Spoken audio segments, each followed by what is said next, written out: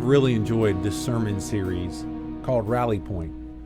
For the past 5 weeks, we've been looking verse by verse through Hebrews chapter 10 in light of what Jesus has done as our priest, as our prophet, as our king. Now, his church unites together on mission because we have been invited to participate with him. I truly have enjoyed this journey together. And now, this past Sunday, we looked at verses 32 through 39 of Hebrews chapter 10. And we're really challenged with this idea of endurance, which, by the way, we will pick up in our next series called Second Wind when we turn the page to chapter 11. But I also want to help us see a couple of things that were really important. One, in verse 32, we see the importance of remembering our beginning, remembering when our faith journey with Jesus began. I hope you can recall that day. But immediately in response to that, there was not only an encouragement to endure and to remain faithful, but also to participate together. And here is the thought I want to spur or encourage you on with today. So many times we unintentionally develop an unhealthy view of church. We begin to think that it is about us. And in fact, we take some of our Western cultural mindsets and lay it on top of church. And without even meaning to, we develop this consumer-based perspective toward church. Is it how I like it? Are the songs what I wanted them to be? I wasn't comfortable enough in the room. Or are the services and the programs adequate enough for me or for my family? Listen, let me pause. Should the HVAC be comfortable in the room? That's fine. Is it bad if we have a beautiful building? No. Do I need to pay attention to the services and the programs of the church? Do they matter?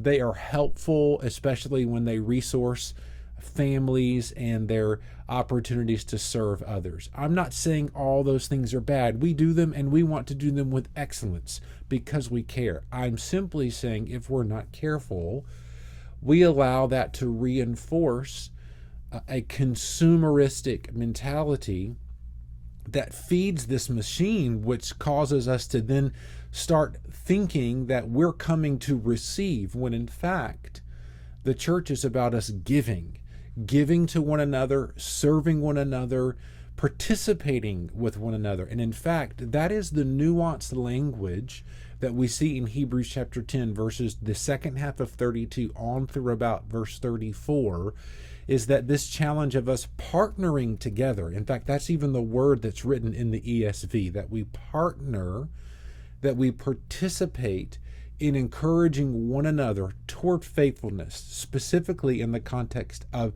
this passage, that we encourage and partner together not to allow one another to give up, not to quit, because the Lord is returning, because we are on mission with him, that is worth it.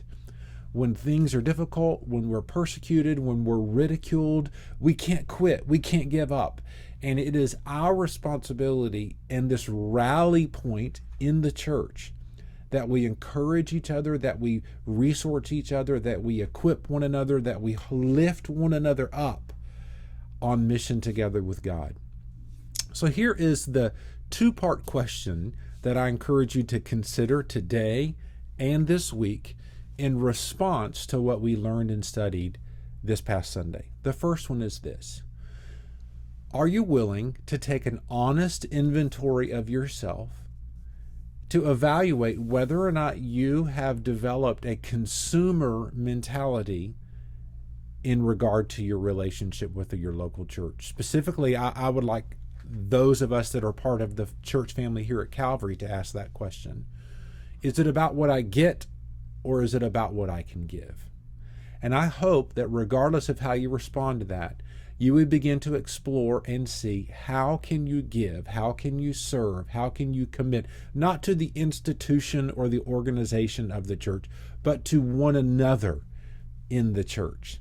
Sometimes that may look like serving in the nursery, But most often that may look like calling one another throughout the week, loving one another well, meeting each other's needs, taking someone a meal, and loving each other well. The second question that I encourage you to follow up this way is this week, look around you at the people that you are in the church family with and simply ask, how can I pray for you specifically?